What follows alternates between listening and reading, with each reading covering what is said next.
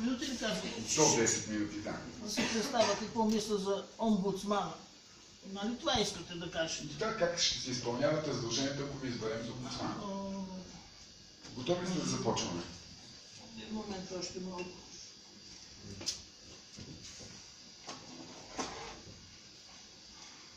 Така, почваме. Започваме.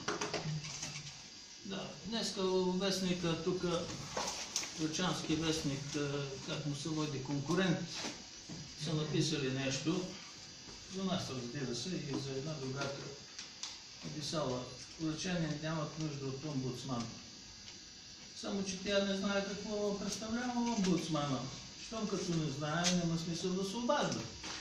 Аз горе-долу разбирам какво е това омбудсман, защото в Швеция омбудсман се направи, т.е. заварих омбудсмана в Швеция и след години направих и в България омбудсмана, която е една, как го каза българския народ, синекурна длъжност. Вие не знаете тази работа, обаче човек трябва да изпробва службата и за да разбере какво представлява тя. Аз, както е избран другарът Виня Ганев, зет беше на Тимон Георгиев, председател на ОФ-то, цял живот така е живел отгоре и народен представител и тая длъжност му дадоха. На него съм му изпращал много пъти писма, този човек не ми е отговорил. Ходих да го търся даже. След това се смени от единия адрес от другия. След това дойде другарят Константин Пенчев, също е един за мен мерзавец. На него също 4 години съм му писал писма и дори той в Враца дойде да се самопредставя. И аз му казах на него: ако продължаваш така да не ми отговаряш, ще продължа да пиша също тебе. В интернет има толкова много написани работи срещу него, че не мога да скрия какво съм писал, как съм го иронизирал. Сега избраха и Мая Манолова. Имам малко резерви към нея, защото миналата година, когато започнах да й пиша писма, тя стана болна и ми беше неудобно да пиша и да я иронизирам, обаче сега оздравее и ми се струва, че аз впрочем не изпращам пак, така както изпращам на другите държавни институции писма, изпращаме на българския омбудсман. Това е така моето виждане за българския омбудсман. Аз няма да бъда като тия хора. За шведския омбудсман също съм писал и те са също много интелигентни и мълчаливци. Не мисля, че ще бъда шведски омбудсман. Ще бъда български омбудсман. Ще продължа да се съдвижа по същите правила, както съм се движил до само. Тук съм ви приготвил едно послание до европейския омбудсман. Един грък ми отговаря една жена. Много фалшиво ми отговаря другарката. Няма да анализирам, но писал съм, ще го раздам тук. Но българските такива представители в европейските институции служат за спиране на много такива питания, не само в омбудсмана, а и в Европейския съд за правата на човека. А в последно време започнах да пиша на българските парламентаристи в Европейския съд и няма кой да ми отговори на електронната почта, толкова са добри. Мога да се подигравам и с успех. Въпросът е да се върши работа така, както трябва. Как се върши работата? Ще се върши, защото ако има една инстанция тук във Враца и хората идват, ще ги напътвам на къде трябва да отидат. И какво трябва да правят, или ще вземем решение да се обръщаме към един или друг другар или другарка, защото всички сме другари, тук, щом работиме в една област. Господата са горе Господи. И в църквата господин Коленик и два пъти господин лидер падането на предния строй. Сега сигурно трябва да е господин от трета степен. Така, какво да ви кажа за омбудсмана? Омбудсмана е нещо обществено. Вчера гледах в интернет една такава информация, от 16-ти е написано. 16-ти. Един руснак, и те пишат тук така. Какво пишат? Президент мы доверили тебя власть, почему же чиновники и судьи безнаказано нас грабят? Човек го казва, ето ти един тук грабител, дето е милиардер. И аз ми се струва, че Путин ще обърне внимание на гражданството, което казва. Това ме впечатлява мене. Колко минути имам? Сега ще ви кажа. Имате още 4 минути и 11 секунди.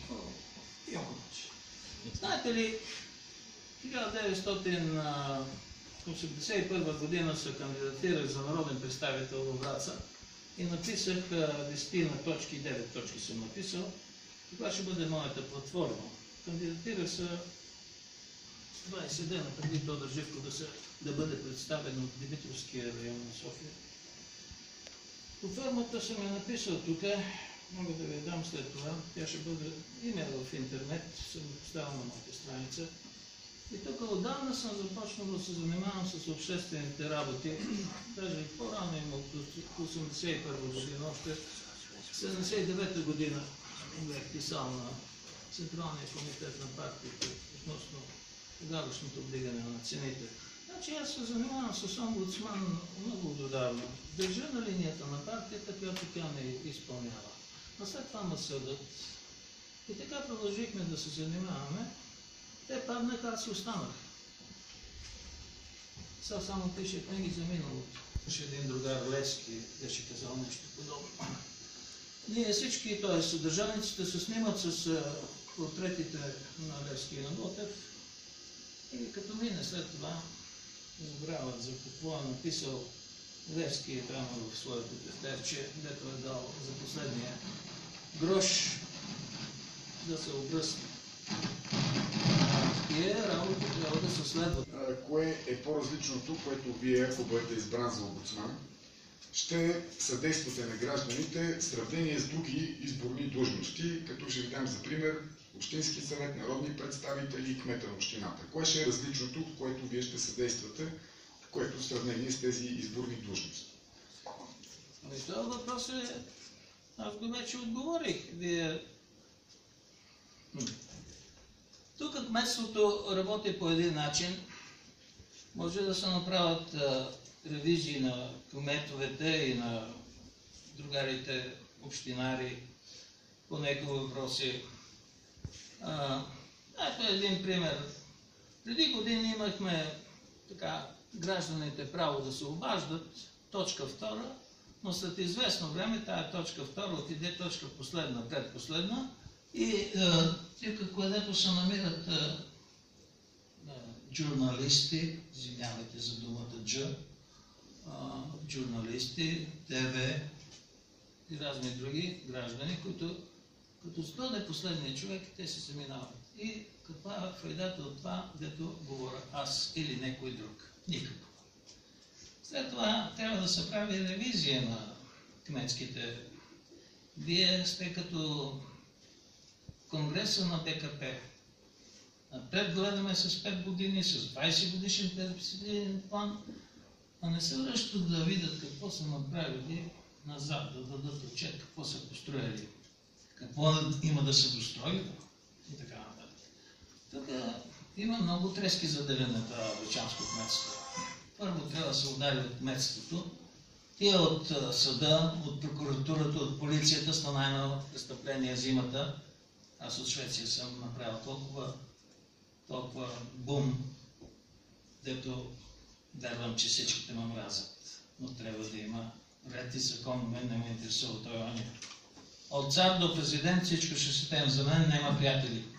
Както казал и руският президент, я не друг ваш. Така. Извадил съм го и него. Ако има една кантора, там, ще посрещам гражданите и ще им давам информация, наставление, ще ги изпращам към съответните съдии, ще давам информация за прокуратурата, как действа.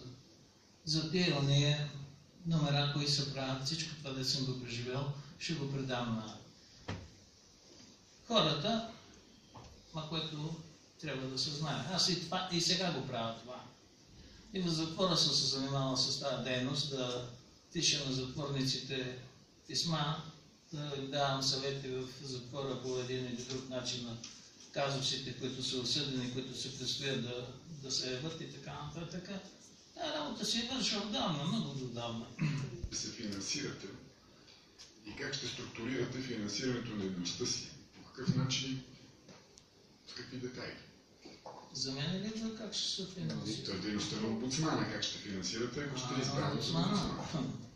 Омбудсмана, като стане омбудсмана, си има една държавническа програма, която трябва да се разгледа и да се види как ще бъде построена.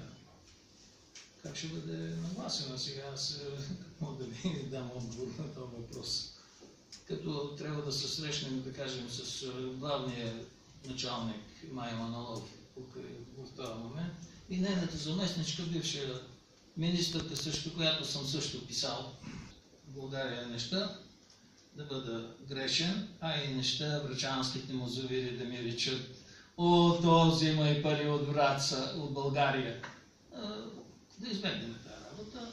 Искам да бъда честен към това. След това има една формалност. Формалността е, че тия пари, ако ги получа, ще трябва да се изпратят в Швеция, където Швеция ще прецени колко да ми се даде, колко такова, не знам какви работи там има, едни сметки шведски.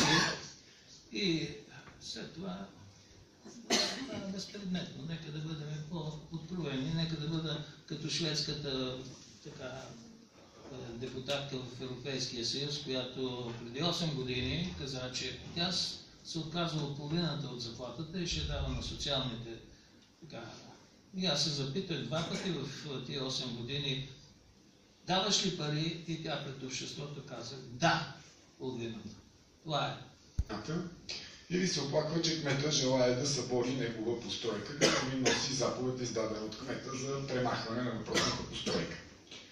Този въпрос е: вие в този случай как ще реагирате и какво ще направите в полза на този граждан? Това е много труден въпрос да ви го отговоря. Аз не знам вие как го задавате тази глупост. Защо? По принцип, кмета има право. Изпълнението на кметската заповед е трудно. Обаче тук трябва да се помисли малко човечно. Добре, ще му бутнем къщата, ама трябва да му осигурим на този човек да живее някъде. Това е гражданин на тази държава, не е на Финландия. В Швеция не се прави така. В Швеция има друга е постановката. Но не трябва да се остава гражданин без покров. Трябва да има една стая да му се даде, да живее, да се чувствува. Не може така да се поставя. Ще му дам акъл, ще направим общо нещо, направя по тази посока. То си има и съдебни инстанции, много работи могат да се направят, обаче тук в кметството има и такива, какви се казва, юридически съветници, дето дават акъл. Ще намерим начин да се справим с това, да начукаме акъл на кмета. Хипотеза: идва една дама, пенсионерка, и ви носи сметка от ВиК, която твърди, че е непосилна за нея да заплати. А вие какво бихте направили за тази дама? Това е също така един комплексен въпрос. Първо бих усувал, да кажем, ВиК, другара.